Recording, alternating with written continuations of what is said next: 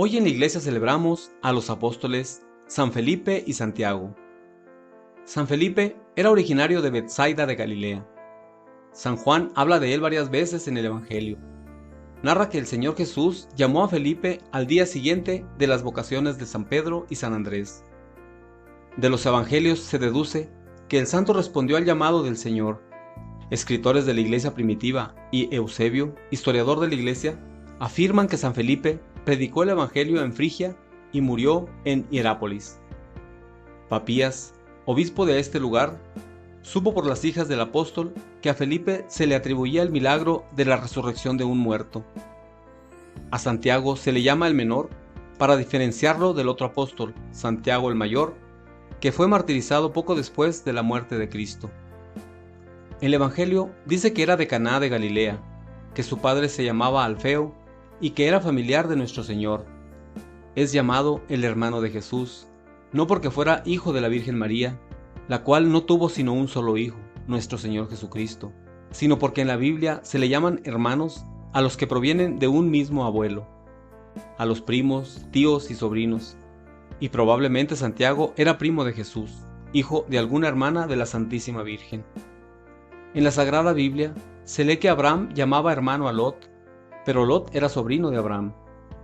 Y se lee también que Jacob llamaba hermano a Labán, pero Labán era tío de Jacob.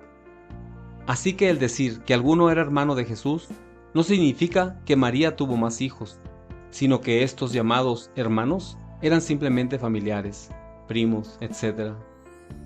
San Pablo afirma que una de las apariciones de Jesús resucitado fue a Santiago, y el libro de los Hechos de los Apóstoles narra cómo en la iglesia de Jerusalén era sumamente estimado este apóstol.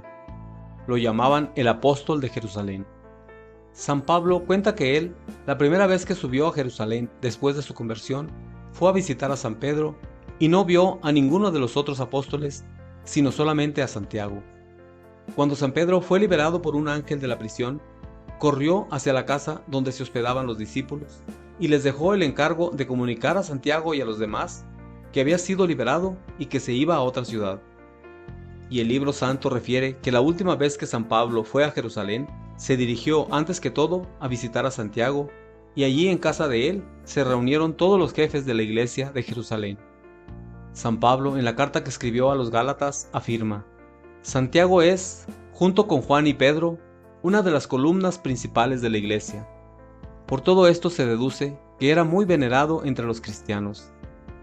Cuando los apóstoles se reunieron en Jerusalén para el primer concilio o reunión de todos los jefes de la iglesia, fue este apóstol Santiago el que redactó la carta que dirigieron a todos los cristianos. Egésipo, historiador del siglo II, dice: Santiago era llamado el Santo. La gente estaba segura de que nunca había cometido un pecado grave. Jamás comía carne ni tomaba licores. Pasaba tanto tiempo arrodillado rezando en el templo que al fin se le hicieron callos en las rodillas. Rezaba muchas horas adorando a Dios y pidiendo perdón al Señor por los pecados del pueblo. La gente lo llamaba el que intercede por el pueblo. Muchísimos judíos creyeron en Jesús movidos por las palabras y el buen ejemplo de Santiago. Por eso el sumo sacerdote Anás II y los jefes de los judíos, un día de gran fiesta y de mucha concurrencia, le dijeron: Te rogamos que, ya que el pueblo siente por ti grande admiración, te presentes ante la multitud y les digas que Jesús no es el Mesías o Redentor. Y Santiago se presentó ante el gentío y les dijo: Jesús es el enviado de Dios para salvación de los que quieren salvarse, y lo veremos un día sobre las nubes, sentado a la derecha de Dios. Al oír esto, los jefes de los sacerdotes se llenaron de ira y decían: Si este hombre sigue hablando, todos los judíos se van a hacer seguidores de Jesús. Y lo llevaron a la parte más alta del templo y desde allí lo echaron hacia el precipicio. Santiago no murió de golpe, sino que rezaba de rodillas diciendo: Padre Dios, te ruego que los perdones porque no saben lo que hacen. El historiador judío Flavio Josefo dice que a Jerusalén le llegaron grandes castigos de Dios por haber asesinado a Santiago, que era considerado el hombre más santo de su tiempo.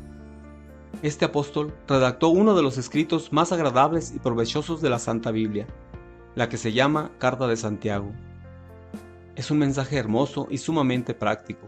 Ojalá ninguno de nosotros deje de leerla. Se encuentra al final de la Biblia. Allí dice frases tan importantes como estas: si alguien se imagina ser persona religiosa y no domina su lengua, se equivoca y su religión es vana. Oh ricos, si no comparten con el pobre sus riquezas, prepárense a grandes castigos del cielo. Si alguno está triste, que rece. Si alguno se enferma, que llamen a los presbíteros y lo unjan con aceite santo, y esa oración le aprovechará mucho al enfermo. De aquí sacó la Iglesia la costumbre de hacer la unción de los enfermos. La frase más famosa de la carta de Santiago es esta: la fe sin obras está muerta. Dios te bendiga.